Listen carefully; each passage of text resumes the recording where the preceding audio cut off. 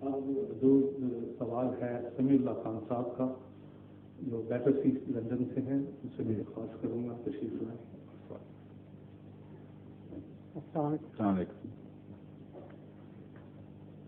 حضرت میرا سوال ہے کہ حضرت محمد صلی اللہ علیہ وسلم جو معراج کی ہے وہ روحانی معراج تھی یا جسمانی معراج؟ اس کا پہلا تو ایک سوال ہے، اس سوال کے جواب میں اللہ جسم رکھتا ہے یا روحانی وجود ہے؟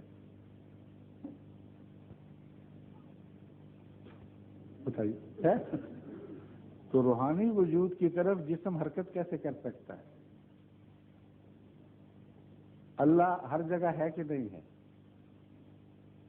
تو اگر خدا کی طرف جا رہا ہے کوئی جسم تو جہاں وہ تھا وہاں خدا نہیں تھا، جہاں جا رہا ہے وہاں ہوگا، ورنہ حرکت بے معنی ہے.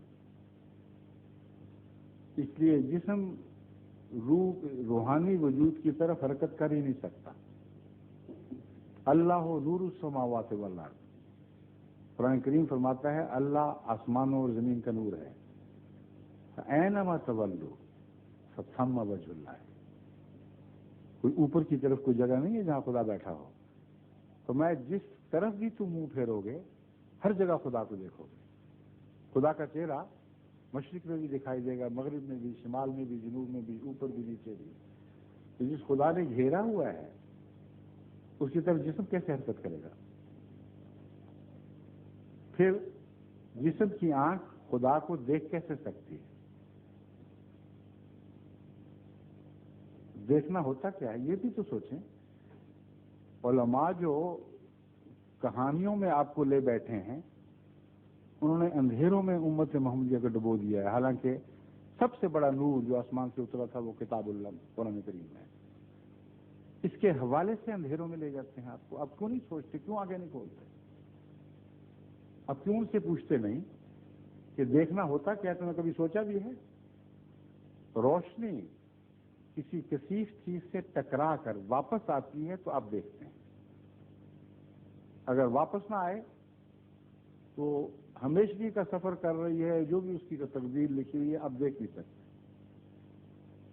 اب مجھے اس لیے دیکھ رہے ہیں کہ میں کثیف ہوں، روشنی لطیف ہے، مگر اتنی لطیف نہیں ہے کہ میرے جسم میں سے پار ہو جائے. اس لیے اس کا آپ کا دیکھنا روشنی کی کثافت پر بھی اثر روشنی ڈال رہا ہے. وہ روشنی جو کسی جسم سے پار اتر جائے آپ اس کو دیکھ نہیں سکتے. آپ حیرت جا کے دیکھیں، وہاں بعض شیشے لگے ہوئے ہیں، بعض وہ لوگ ٹکرا جاتے ہیں ان سے. اتنے صاف ہیں کہ روشنی آر پار ہو جاتی ہے، آپ کو پتہ ہی نہیں لگتا کہ بیچ میں کوئی چیز بھی ہے کہ نہیں. تو ایک تو یہ کہ اللہ کو کیسے ظاہری آنکھ سے دیکھا، جبکہ اللہ لطیف تر ہے، سب ہر چیزوں سے زیادہ لطیف ہے.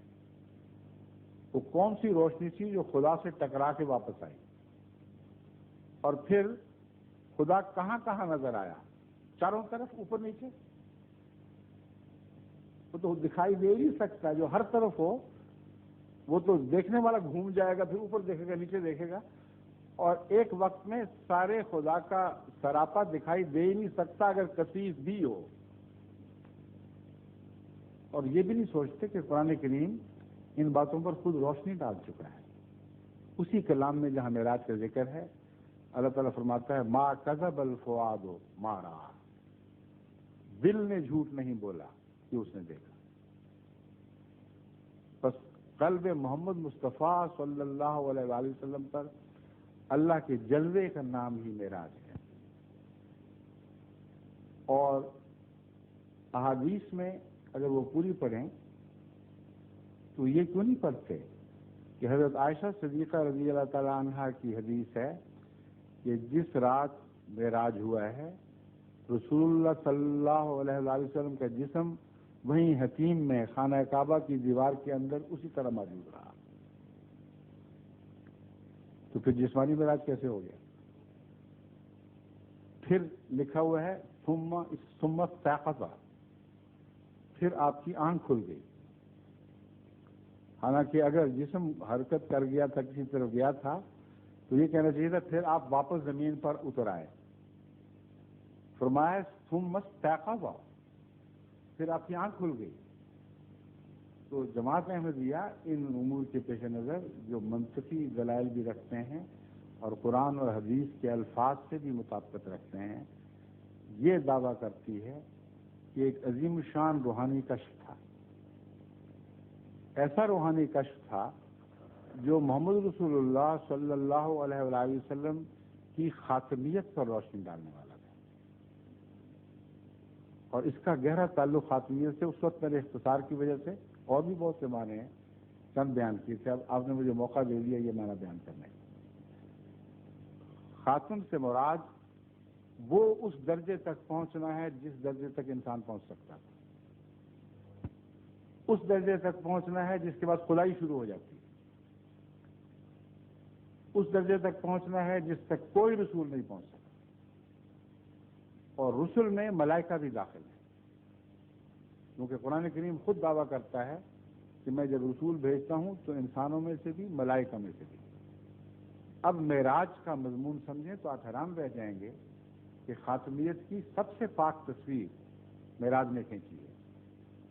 رسول اللہ صلی اللہ علیہ وسلم سفر فرماتے ہیں یعنی بظاہر طور پر جو میں آسمانوں کا، اور ایک مقام پر آ کر ہر آسمان پر کچھ نبی اس درجے پہ نظر آئے پیچھے رہ گئے، کچھ اور نبی اس درجے پر پیچھے رہ گئے، یہاں تک کہ 7 آسمان ختم ہوئے اور سب انبیاء پیچھے رہ گئے.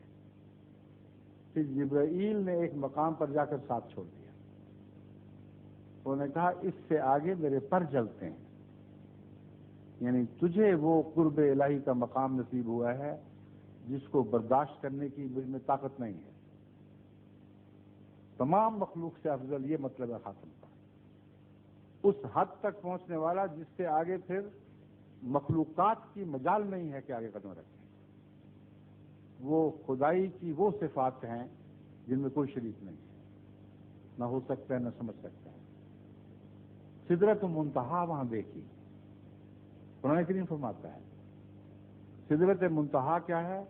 وہ بیری جو بارڈر پہ لگی ہوئی.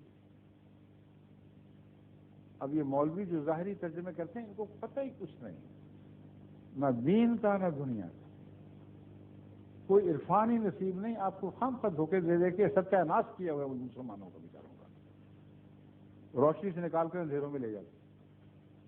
اب بیری وہاں کیا کر رہی ہے اب بتائیں؟ اور بیری عدل سے مانتی تو رسول اللہ صلی اللہ علیہ وسلم سے نعوذ باللہ تو بیری افضل ہو گئی.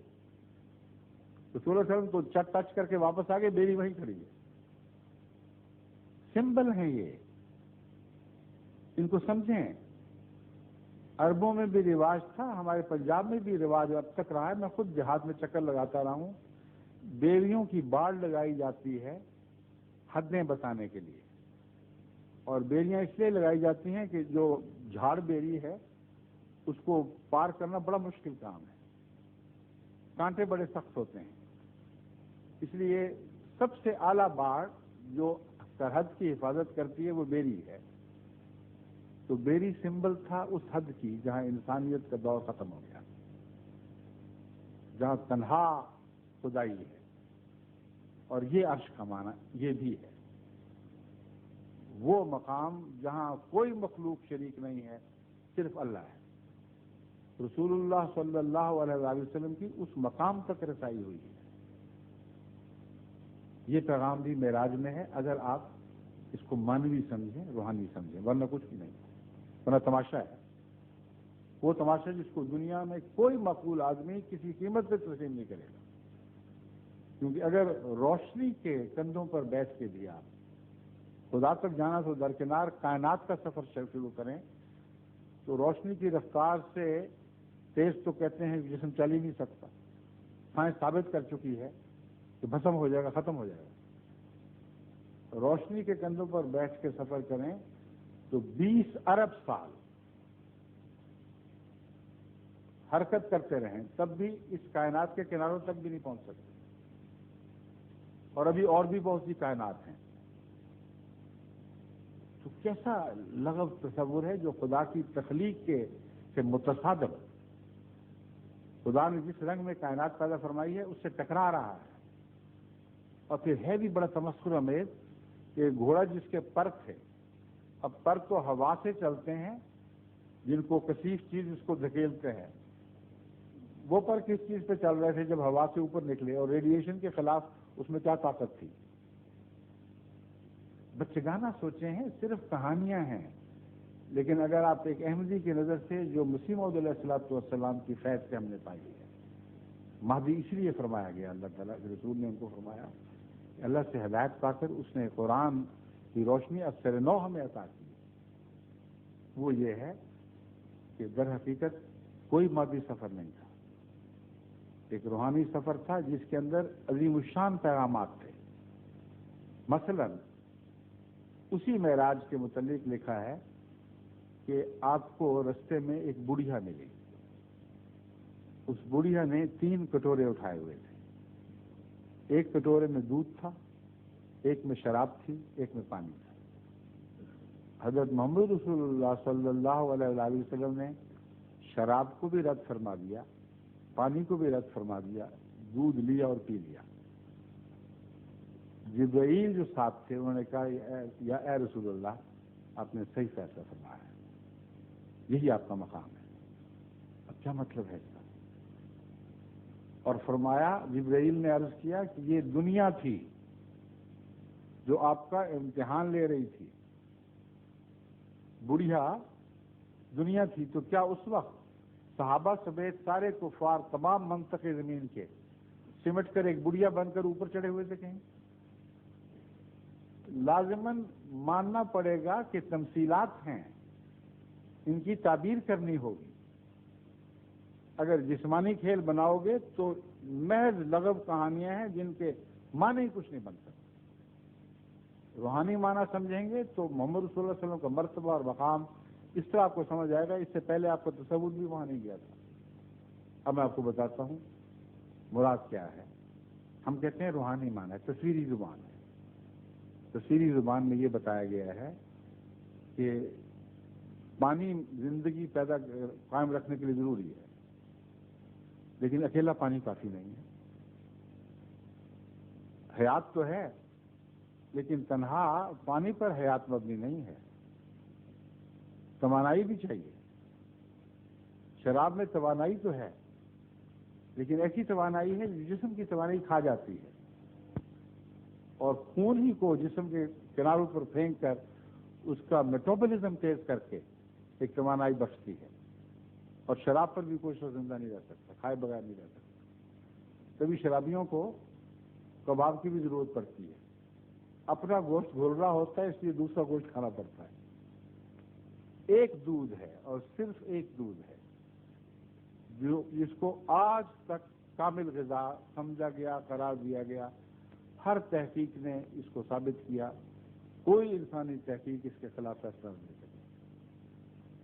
صرف دودھ ہے، مکمل غذا۔ ایک شخص جو ماں کے پیٹ سے نکلتا ہے 2 سال 2.5 سال تک کون سی روٹی کھاتا ہے؟ صرف دودھ پیتا ہے، اور دودھ سے اس کی ہڈیاں بھی بن رہی ہیں، اس کا دماغ بھی بڑھ رہا ہے، اس کی جلد بھی بڑھ رہی ہے، اس کے ناخن بن رہے ہیں، اس کے بال بن رہے ہیں، اس کا ہر عضو بن رہا ہے، اور بہترین صحت۔ اتنا پیارا لگتا ہے وہ بچہ جو دودھ پر پلتا ہے، اس میں کوئی کثافت نہیں، کوئی میل نہیں، کامل غذا ہے۔ اس لیے شریعت کو کامل کیا آپ نے، یہ تعریف کی جاتی ہے۔ خاتم النبیین کا مطلب ہے جس پر ہر تعلیم ختم ہوگی، اس سے بہتر تعلیم آ نہیں سکتی۔ اور معراج نے ہمیں بتایا، تمام انبیاء پیچھے رہ گئے، سب محمد رسول اللہ سے ادنا تھے، آپ ان سے اوپر نکل گئے، یہ معراج نے ہمیں بتایا۔ تمام مخلوق میں آپ افضل، فرشتوں میں سے فرشتوں کا سردار پیچھے رہ گیا، یہ معراج نے ہمیں بتایا۔ تو یہ معنی ہیں معراج نبوی صلی اللہ علیہ وسلم کے، اور باقی تو صرف قصے کہانیاں ہیں، اور اسلام کی تعریف نہیں، اسلام کو نقصان پہنچانے والی باتیں ہیں۔ ظہور مہدی آخر زمان ہے،